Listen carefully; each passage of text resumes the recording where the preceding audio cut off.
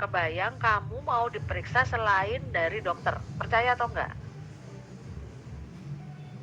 Kira-kira Isma percaya nggak kalau kamu diperiksa ke dokter tapi kamu tidak diperiksa oleh dokter? Percaya nggak, Is? Enggak, Bu. Enggak percaya.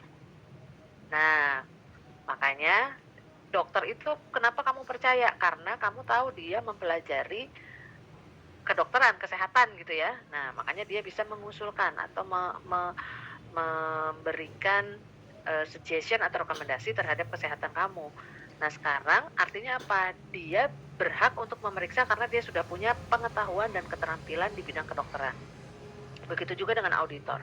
Auditor itu syaratnya punya yang pertama ya, syarat yang pertama di standar pekerjaan itu harus memiliki pengetahuan dan keterampilan. Ingat, tidak hanya tahu tapi terampil.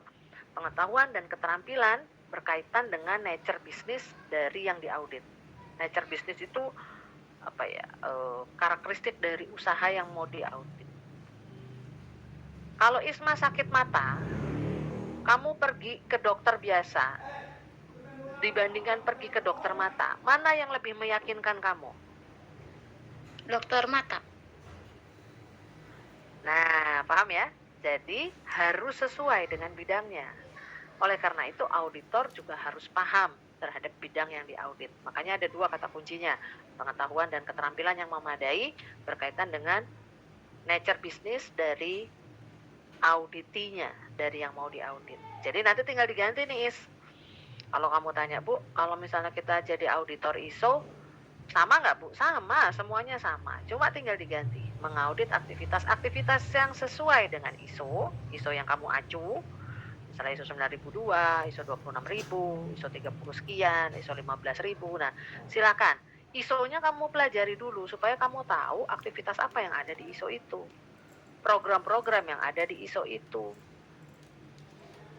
Ya, dan melaporkan apakah sudah sesuai dengan ISO secara efisien atau enggak, atau biasanya diada-adain saja, atau hanya direncanakan tapi tidak dilaksanakan. Makanya berikutnya, apakah tujuan dari memiliki ISO dan aktivitas yang direncanakan itu tercapai tidak sesuai dengan tujuan ISO-nya?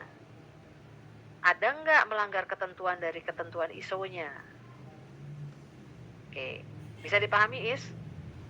Bisa, Bu. Bu, jadi kalau misalnya nanti ngambil penelitian tentang audit ISO mesti nyambung ya, Bu? Bisa, boleh aja.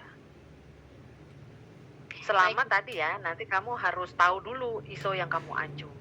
Nah, nanti audit langkah-langkah auditnya kamu lihat di audit 1. Karena kita belajar langkah-langkah audit di audit 1.